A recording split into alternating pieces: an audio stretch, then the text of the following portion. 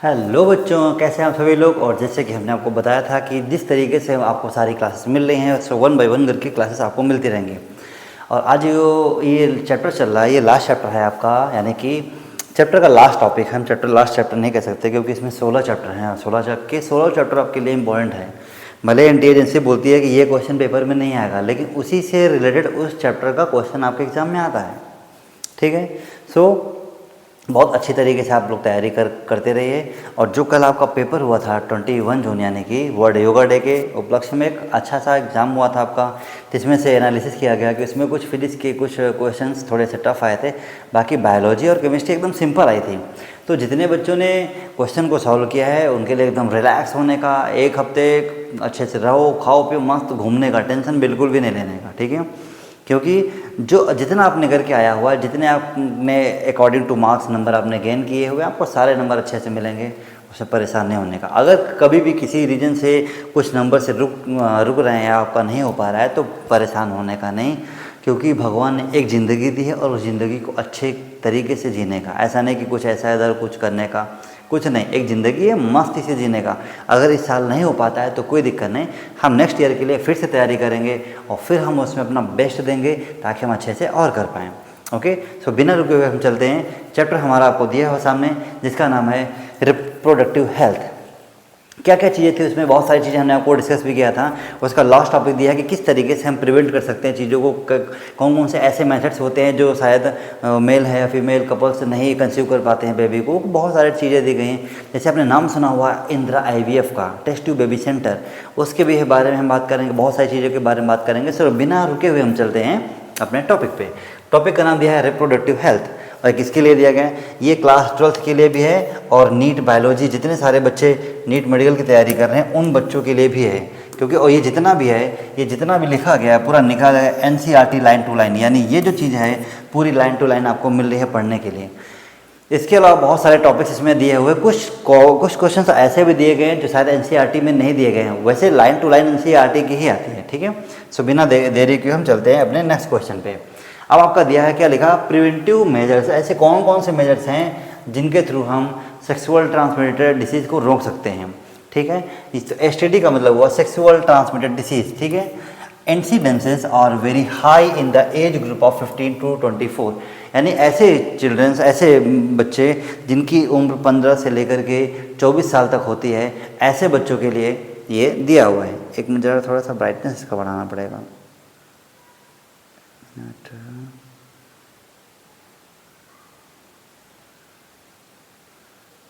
ठीक है। ब्राइटनेस यहाँ से बढ़ाना पड़ेगा, एक मिनट।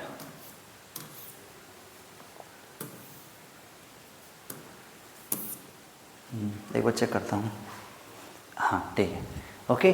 सो अब दिया है 15 से लेकर के 15 यानी 15 साल से लेकर के 24 साल तक के जितने सारे यंगस्टर्स होते हैं उनमें ऐसे चांसेस बहुत ही ज़्यादा होते हैं। तो one could be free of these, क्या लिखा है, infections by following simple principles given below.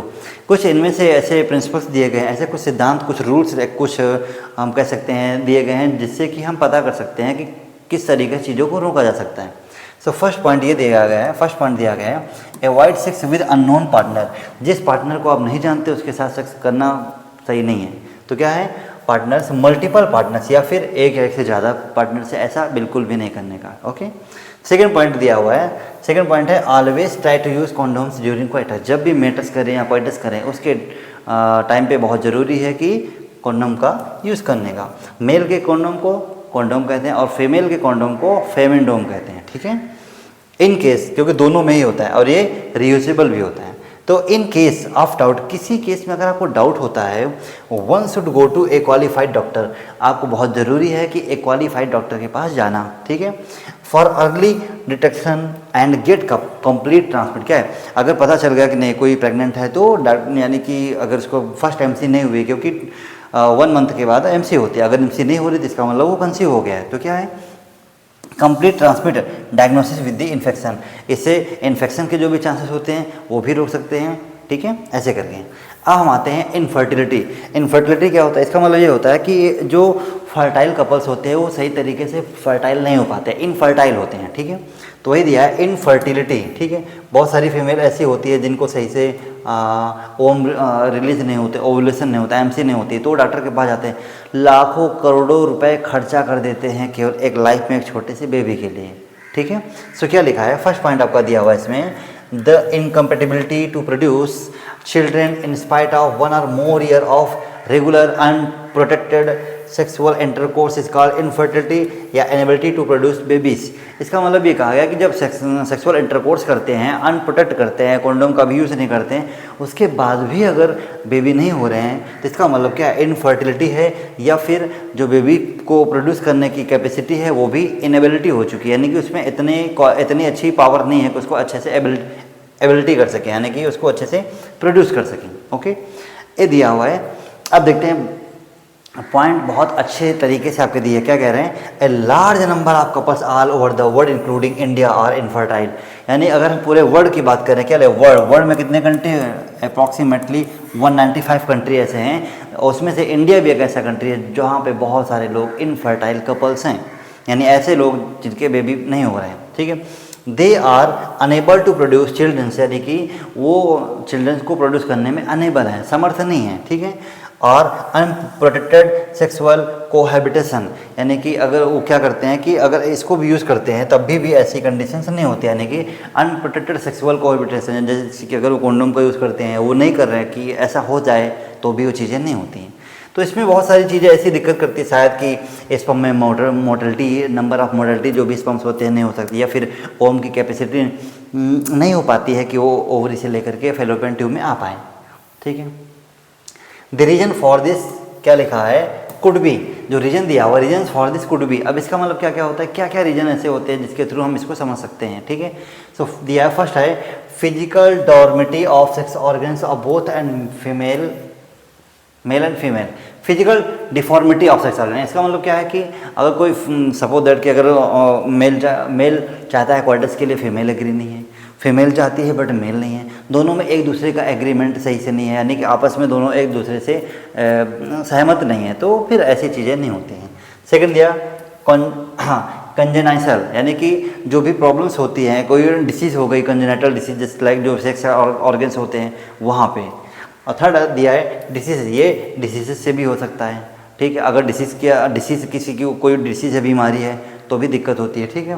यानी कि फिजिकल डिफॉर्मिटी अगर सही से नहीं है। सेकंड है कंजेनाइटल, इसका मतलब जहाँ पे जो सेक्स ऑर्गन्स के होते हैं वहाँ पे भी सही से एक प्रकार से हम कह सकते हैं डेवलपमेंट नहीं हो पाता है, तो भी प्रॉब्लम होती है। फिर डिसीज़ अगर कोई है तो भी दिक्कत होती है।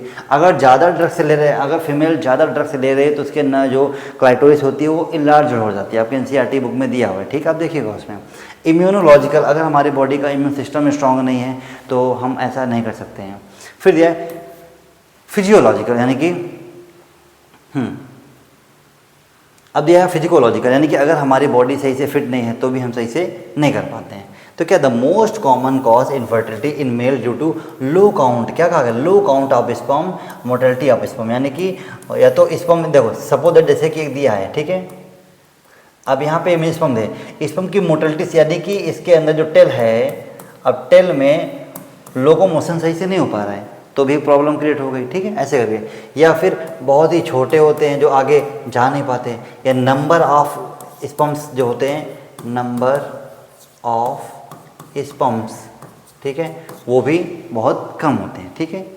कम का मतलब होंगे लेकिन उनके अंदर इतनी कैपेबिलिटी नहीं होती कि जाकर के ओवम को फर्टिलाइज कर सकें।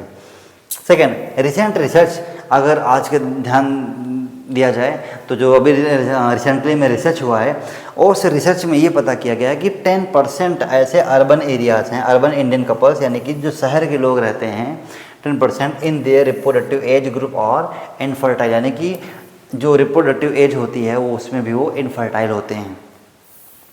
नोट दिया गया है। अगर हम बात करें इन इंडिया ऑफ्टन, ठीक है, अगर इंडिया की बात करते हैं तो क्या कहा गया, often the female is blame for the couple being childless, यानी कि हमारे इंडिया में देखा होगा कि हमारे इंडिया में नहीं, हम सोसाइटी की बात कर लेते हैं, ठीक है। अगर कोई लेडीज़ है जस्ट लाइक उसकी मैरिज हुई है तो जो फर्स्ट बेबी हुआ उसको गर्ल्स हुई, ठीक है, या फिर दूसरा बेबी हुआ तो भी गर्ल्स हुई, तीसरा हुआ तो भी, तो लोग क्या करते हैं उसको ब्लेम करते हैं, देखो वो बच्चा नहीं, मतलब जस्ट लाइक ऐसे कि बेबी बॉय को जन्म नहीं दे पा रही है तो उसको ब्लेम करती है, बट रियलिटी में कभी भी लेडीज़ की गलती नहीं होती है, ठीक है। क्योंकि उसमें क्या होते हैं, एक्स ये तो होमोलोगस क्रोमोसोम्स हैं, यानी कि होमोजाइगोटिक हैं, और रिस्पॉन्सिबल कौन होता है, मेल में कौन सा होता है, वाई क्रोमोसोम्स, ये रिस्पॉन्सिबल होता है, ठीक है। तो फीमेल की कोई गलती नहीं होती, लेकिन क्या कहा गया है, वाइल 40%, यानी कि जो 40% चांसेस होते हैं वो क्या है, मेल सफ़र करते हैं इनफर्टिलिटी से, ठीक है। कभी कभी ऐसा होता है कि फीमेल तो बेबी कंसीव करने के लिए ओवम भी सही से प्रोड्यूस हो पा रहे हैं, लेकिन स्पर्म ही नहीं जा पा रहे हैं, और स्पर्म अगर नहीं जा पा रहे हैं तो फिर लोग फीमेल को ब्लेम करते हैं, लेकिन उसकी कोई मिस्टेक नहीं होती है। स्पेशलाइज्ड, ठीक है, आगे देखते हैं। स्पेशलाइज्ड हेल्थ केयर यूनिट्स, क्या लिखा, इनफर्टिलिटी क्लिनिक्स एक्सेट्रा, तो could help in the diagnosis and corrective treatment of some of the disorder, ठीक है, enable these couples to have childrens. इसका मतलब ये कहा गया है कि हाँ, अब स्पेशलाइज हेल्थ केयर यूनिट्स, कुछ हमें स्पेशल हेल्थ केयर भी ध्यान देना है, तो could be diagnosis and the corrective treatment of some of the disorder, अगर कोई ऐसी डिसऑर्डर हुई है या कोई एक ऐसी एनेबिलिटीज़ हुई है तो क्या करते हैं, दीज कपल्स हैव चिल्ड्रंस, यानी कि वो अगर उसको सही से ट्रीटमेंट करेंगे तो उनको ऐसे यानी कि बेबी प्रोड्यूस कर सकते हैं।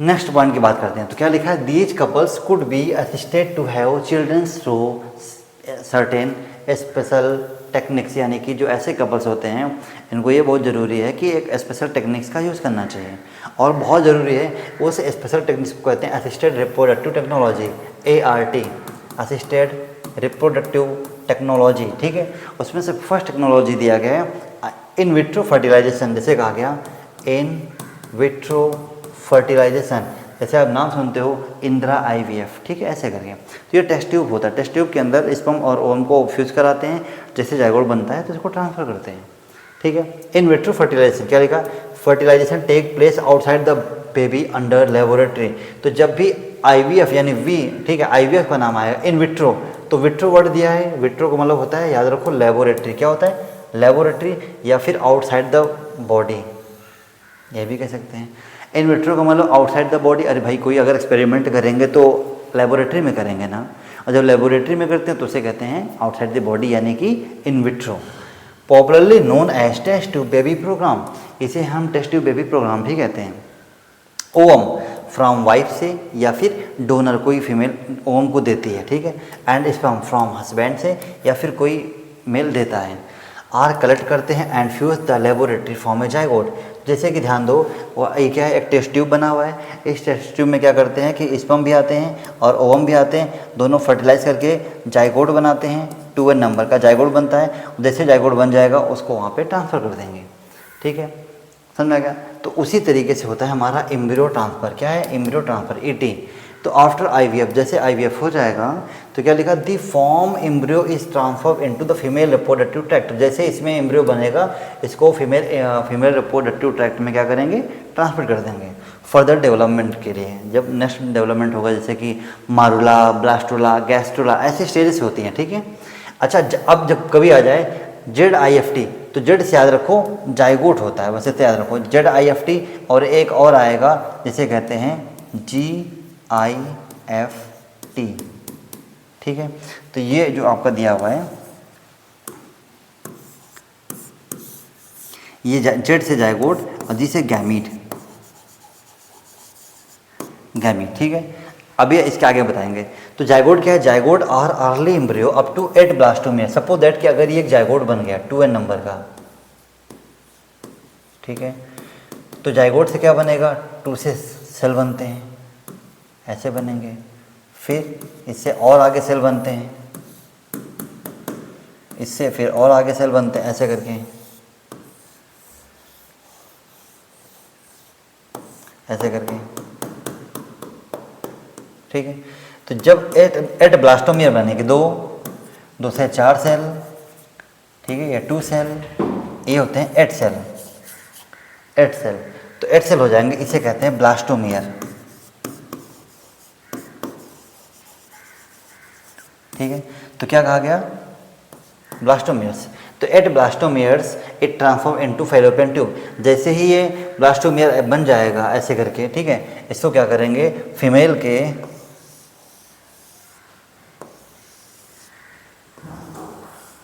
ठीक है, जो फीमेल का रिप्रोडक्टिव ट्रैक्ट होता है, यानी कि अगर हम बात करते हैं फैलोपियन ट्यूब होता है, उसमें आराम से लग के इसको ट्रांसफ़र कर देते हैं। तो इसी के बाद फिर फैलोपियन ट्यूब से होते हुए आराम से आएगा प्लेसेंटा में और फॉर्मेशन करेगा यंग बेबी का। ठीक है, it transfer into the fallopian tube. Next की अगर हम बात करते हैं तो नेक्स्ट की हम बात करेंगे तो नेक्स्ट में हमारा आएगा IUT, इंट्रा यूटेराइन ट्रांसफ़र। एक होता है IUD, ठीक है।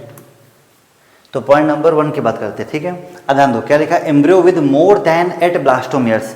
जब एम्ब्रियो का फॉर्मेशन होता है तो उसमें क्या ब्लास्टोमियर्स उससे भी ज़्यादा बनते हैं। तो क्या लिखा, it transfer into the uterus. जैसे ही एम्ब्रियो बनेगा, एम्ब्रियो में यानी मारुला, ब्लास्टुला, गैस्ट्रुला जैसे स्टेज बनती हैं, उस स्टेज के बाद हम उसको इम्प्लांट करते हैं। ठीक, तो क्या embryo with more than 8 blastomere, जैसे ही 8 से ज़्यादा ब्लास्टोमियर उसमें बन जाएंगे, उसको ट्रांसफ़र कर देते हैं कहाँ पे, यूटेरस में। यूटेरस की कौन सी लेयर होती है, इंडोमेट्रियम लेयर, याद रखिएगा। तो हेल्प, सेकंड पॉइंट दिया है, helps the further development and implantation. तो डेवलपमेंट करने के लिए और इम्प्लांटेशन करने के लिए बहुत ही अच्छा होता है। अब आते हैं एम्ब्रियो फॉर्म, यानी कि नेक्स्ट पॉइंट हमारा दिया हुआ है एम्ब्रियो फॉर्म। ठीक है, embryo form by in vivo fertilization. याद रखिएगा, जब भी कभी भी इन विट्रो होता है मतलब आउटसाइड द बॉडी, जब भी वर्ड का भी आ जाए इन विवो, इसका मतलब होता है इनसाइड द बॉडी। ठीक है, इन विवो तो क्या fusion of gametes with in the female. अब क्या कहें, जब गैमेट्स का फ्यूजन होता है फीमेल के अंदर, उसे कहते हैं इन विवो। इन विवो मतलब इनसाइड द बॉडी। कैसे कहा गया, also could be use such transfer assisted those female who can not conceive. यानी कि वो फीमेल जो प्रेगनेंसी को कंसीव नहीं कर पाते हैं, उनके लिए क्या कहा गया है, इन विवो फर्टिलाइजेशन। ठीक है, कैसे करते हैं समझते हैं। एक ये वर्ड दिया गया आपका GIFT, गिफ्ट। ठीक है, तो गिफ्ट का मतलब गैमीट इंट्रा फैलोपियन ट्रांसफर। जब भी हम कभी भी गैमीट्स का फैलोपियन ट्रांसफर में इंसर्ट करते हैं, उसे कहते हैं गैमीट। तो क्या कहा गया, ovum collected from A donor female. ये वाला लाइन याद रख लो, ओवम कौन देती है, फीमेल देती है। इसको ट्रांसफर कहाँ करेंगे, into the fallopian tube of another female. अब इसका मतलब क्या है कि सपोज दैट कोई फीमेल है, ठीक है, अब उसमें क्या है, ओवम सही से हो रहे हैं, लेकिन वो सही से प्रोड्यूस, यानी कि उसमें फर्टिलाइजेशन सही से नहीं हो पा रहा है। उसके ओवम को निकाल करके दूसरे फीमेल के ओवम में, यानी कि दूसरे के फीमेल के फैलोपियन ट्यूब में डाल के उसको हम फर्टिलाइजेशन कराते हैं। इसे बोलते हैं शुद्ध भाषा में सैरोगेसी, किराए की गोद लेना। ठीक है, कोंख ऐसे बोलते हैं। तो क्या कहा गया, इसे सैरोगेसी भी कहते हैं। और पॉइंट नंबर 2 आपका दिया है, suitable for women who can not produce ovum. यानी कि वो फीमेल जो ओवम को प्रोड्यूस नहीं कर पाती है, उसमें ओवम को डाल देना और जो उसके मेल पार्टनर है, जो भी हस्बैंड है, उससे स्पर्म ले करके फर्टिलाइज कराना। ठीक है, तो क्या कहा, सपोर्ट फर्टिलाइजेशन एंड डेवलपमेंट। और जैसे फर्टिलाइजेशन हो जाएगा उसके बाद डेवलपमेंट होता है। ठीक है, सो 1 बाय 1 करके ऐसे हम पढ़ेंगे। एक वर्ड बहुत दिया है, ये पेपर में बहुत बार क्वेश्चन में आता है। ठीक है, ऐसे करके क्वेश्चन आते हैं, ICSI। ठीक है, क्या दिया है, ICSI, यानी कि आई से हो गया इंट्रा साइटोप्लाज्मिक स्पर्म, और आई से इंजेक्शन, इंट्रा साइटोप्लाज्मिक। ठीक है, स्पर्म इंजेक्शन। अब ये क्या होता है, ए single sperm is directly into injected ovum in the laboratory. कोई लेबोरेटरी है, उसमें क्या करते हैं, जो स्पर्म होता है सीधा उसको हम इंजेक्ट करते हैं। ठीक है, use in case of male infertility और वेरी लो स्पर्म काउंट। यानी कि वो मेल जिसके स्पर्म में इनफर्टिलिटी हो, सपोज जैसे कि अगर ये एक स्पर्म दिया हुआ है, ऐसे समझो ये एक स्पर्म दिया है। अब इसको पता है कि ये जो इसकी टेल है, इसमें पावर होती है कि ये अच्छे से मूवमेंट कर सके। ठीक है, लोकोमोशन कर सके, मूवमेंट कर सके, लेकिन इसके पास पावर नहीं होती, यानी इस टेल में इतनी पावर नहीं हो पाती कि आगे जा सकें। तो क्या करते हैं, उसके स्पर्म को निकालना, जो स्पर्म बेस्ट और गुड क्वालिटी का हो, उसको लेबोरेटरी के, यानी उसको एक टेक्निक्स के थ्रू, टूल्स के थ्रू इंजेक्ट करा देना। तो क्या कहा गया, use in case of male, उसका उसी टाइम पे यूज़ करते हैं अगर किसी भी केस में मेल के स्पर्म नंबर ऑफ स्पर्म सही से नहीं है, या फिर स्पर्म की मोटिलिटी बहुत ही कम है। तो कुछ स्पर्म ऐसे होते हैं जो पावरफुल होते हैं, उसमें से किसी एक अच्छे को लेकर के इंजेक्ट करा देना। ठीक है, तो a single sperm directly injected, कहाँ, directly injected into ovum in the laboratory में। ठीक है, इसे कहते हैं इंट्रासाइटोप्लाज्मिक स्पर्म इंजेक्शन। और इसके बाद हम बात करते हैं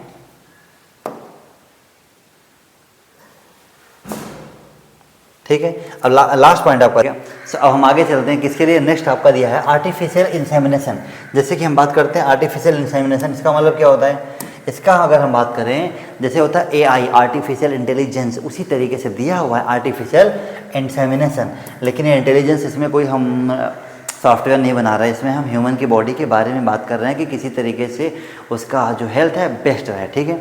सो क्या करते हैं, सीमेन फ्रॉम हस्बैंड, यानी कि जो हस्बैंड है, यानी कि जो मेल पार्टनर है, उनके सीमेन को लेकर के आर्टिफिशियल इंट्रोड्यूस करते हैं फीमेल वजाइना और इनटू द यूटेरस, यानी कि फीमेल के वजाइना में या फिर यूटेरस में। सो इसका मतलब ये कहा गया है कि मेल के जो स्पर्म्स होते हैं उनको लेकर के, या हस्बैंड के स्पर्म को लेकर के किसमें, फीमेल के वजाइना में या फिर किसमें, उसमें यूटेरस में ट्रांसफ़र करने का, इसे कहते हैं आर्टिफिशियल इंसेमिनेशन। इंसेमिनेशन आपने पढ़ा हुआ है कि mail sperm release into vagina, ठीक है।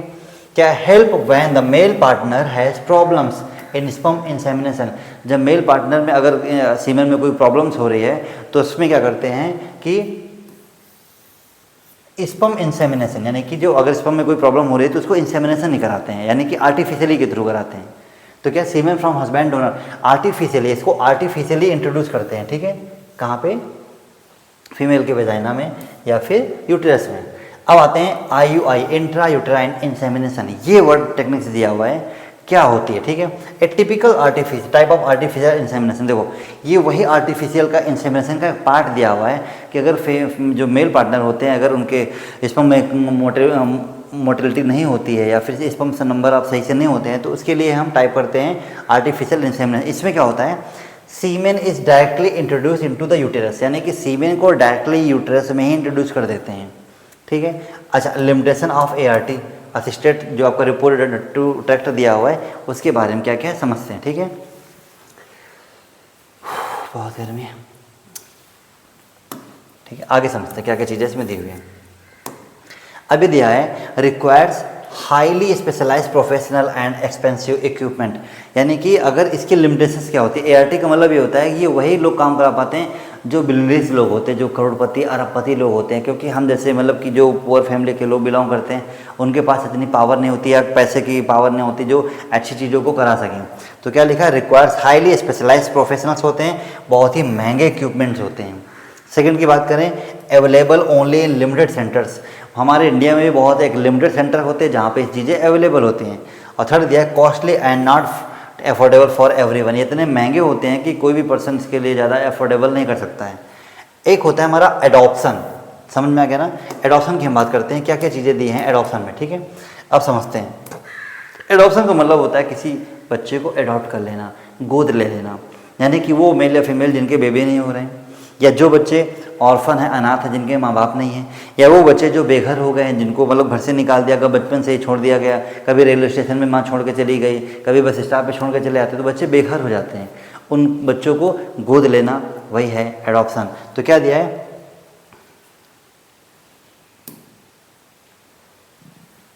एक मिनट,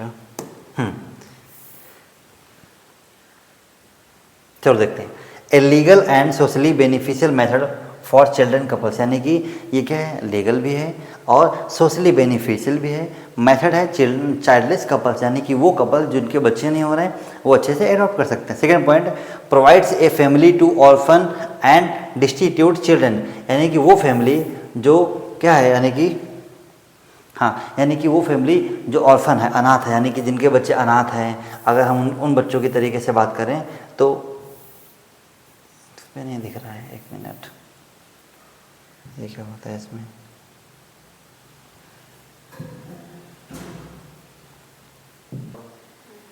ठीक है। तो क्या लिखा है, a legal and socially beneficial method for childless couple, यानी कि ये लीगल भी है और सोशली भी अच्छा है, बेनिफिशियल है, ताकि वो बच्चे, वो कपल्स जिनके बेबी नहीं होते उनको अच्छे से ले सकते हैं, गोद ले सकते हैं, बहुत अच्छी चीज़ है। तो provides a family to orphan and destitute children, यानी कि वो उन फैमिली को प्रोवाइड किया जाता है जिनके जो बच्चे ऑर्फन होते हैं, अनाथ होते हैं, माँ बाप नहीं होते हैं, तो उनको भी पेरेंट्स भी मिल जाते हैं, उनकी भी जो केयर होती है वो भी अच्छे तरीके से हो पाती है, ठीक है। और फिर दिया है डिस्टिट्यूट चिल्ड्रन, वो बच्चे जो डिस्टिट्यूट हो जाते हैं कि माँ कभी ट्रेन के रेलवे स्टेशन छोड़ के चली गई या चलते चलते बस स्टॉप पे छोड़ के चली गई, ऐसे भी बच्चे होते हैं जिनको गोद लिया जा सकता है, ठीक है, या उनको अडॉप्ट कर सकते हैं।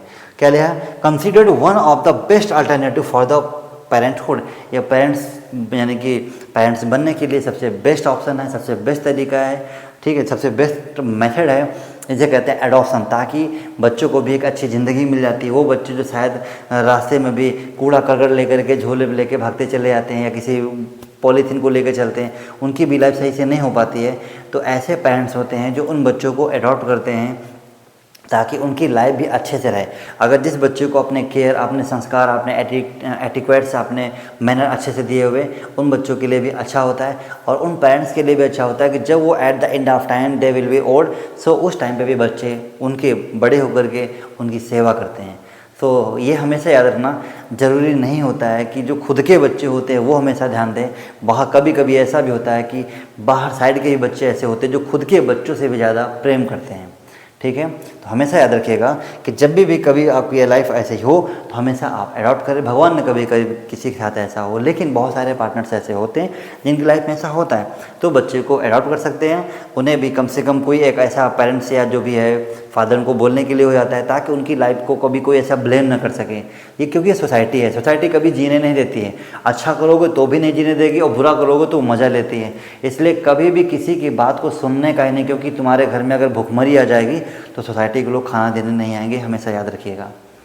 कभी कभी ऐसा होता है कि कुछ लोग, आप कितना भी काम करो, लेकिन कभी कभी एक ऐसा टाइम आएगा कि मुंह का जो निवाला होता है ना, निवाला एक और एक टुकड़ा खाने का, वो भी लोग गिना लेते हैं।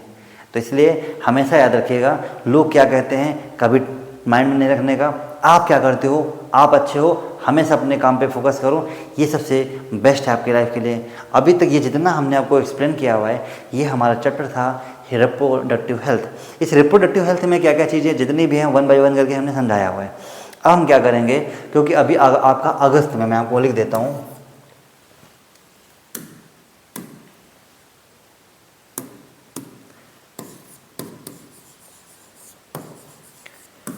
अगस्त में आपका फर्स्ट टर्म टेस्ट होगा, ठीक है। और उस टेस्ट में जो भी आपके बायो के 4 चैप्टर आने वाले हैं, वो 4 जितने टोटल चैप्टर्स मैं आपको लिख देता हूँ, total number of chapter, 4 chapter आपके आने वाले हैं एग्ज़ाम में, ठीक।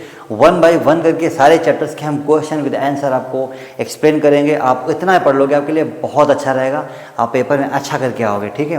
1 बाय 1 करके फिर जब आपका सेकंड टर्म होगा, जो हाफ ईयरली एग्जाम होते हैं, अब बोर्ड एग्जाम के लिए तो टेंशन रखने का नहीं, जब तक कि आपके पास हेमंत सर हैं कभी टेंशन लेने का है नहीं। तो बायोलॉजी में आपको 0 से मैं हीरो बना के दिखाऊंगा कि कितने ज़्यादा नंबर लेके आओगे। ज़्यादा तो नहीं बोल सकता हूँ, लेकिन इतना गारंटी है कि 90 से लेकर के आप आराम से 99 या 100% तक आप लेके आ सकते हो, इतना गारंटी देता हूँ। क्यों, जब भी आप जितना भी पढ़ोगे, ये सब लाइन टू लाइन पूरा एनसीईआरटी का ही दिया हुआ है, क्योंकि एनसीईआरटी से बाहर एक भी क्वेश्चन नहीं आते हैं।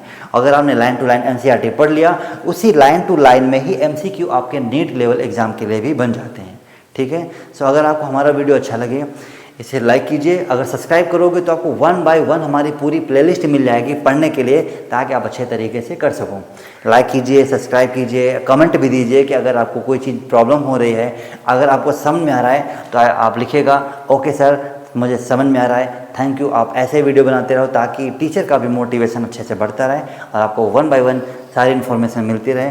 तब तक के लिए हम चलते हैं। नमस्कार, जय हिंद, जय भारत।